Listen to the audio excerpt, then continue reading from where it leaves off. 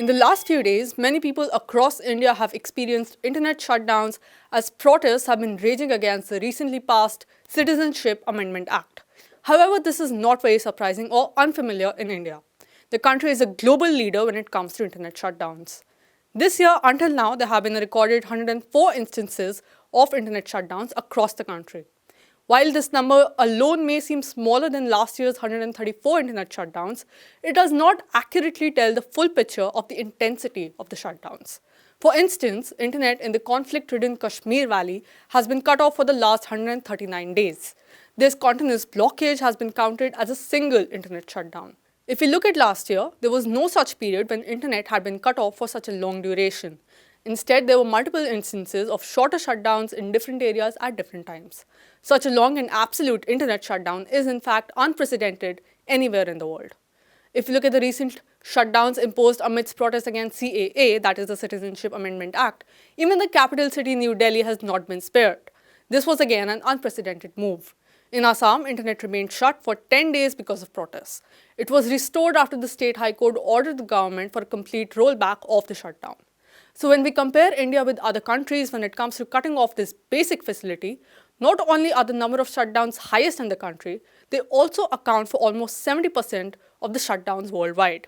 According to a report by the internet rights group Access Now, 68% of internet shutdowns last year were in India. India had 134 instances of shutdowns, and the second highest after that were in Pakistan, which only had 12. The number of people this impacts is hard to estimate. A cab driver in Assam registered with the ride-hailing app told NDTV when internet was restored that he could not drive for the entire duration of the shutdown since bookings were not working without internet. He said every driver on an average had to suffer a loss of Rs 15,000. Internet is essential for accessing basic services such as transportation, food, money transfer, filing of taxes, purchasing of other items, and communication. If you look at the economic impacts, then online businesses cannot function. There can be no digital exchange of money. It impacts tourism. Between 2012 to 2017, internet shutdowns cost the Indian economy $3 billion. The number of shutdowns in these 5 years were almost the same as the number of shutdowns in 2018 alone. And as the focus on digitalization increases under the current government, the amount of losses will only go up. Apart from the impact on people's livelihoods, internet shutdowns also violate other basic human rights. People's means of communication get disrupted without internet. In the heavily militarized Kashmir Valley, there has been a complete shutdown for over 4 months. There is no mobile internet or broadband or leased lines. Journalists are unable to file news timely as they can only access the internet at the media center in the state information department. There are a handful of computer systems with internet for journalists from across the entire valley. This severely impacts information flow from the disturbed region. It also disrupts people's ability to communicate with friends and family and know about their whereabouts and their safety. What also needs to be looked into is the reason why the Indian government and even other governments across the world impose internet shutdowns. Primarily, it is to disrupt information flow during protests. Basically, this acts as an effective means of suppressing dissent. So this also violates freedom of expression and opinion and the right to peaceful assembly. Internet shutdowns in India are typically imposed under Section 144 of the Code of Criminal Procedure. This provision allows state governments to take temporary measures to maintain public tranquility. However, this provision is now increasingly being invoked to shut down the internet completely. This has become a cause for concern as this violates the fundamental right to freedom of speech guaranteed under Article 19 of the Indian Constitution.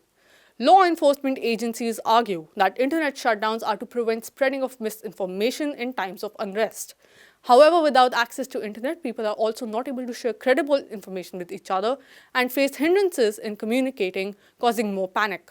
News agencies are also unable to spread credible information in these situations. In 2011, a United Nations report stated that access to internet is a human right, and disconnecting people from the internet is a human rights violation.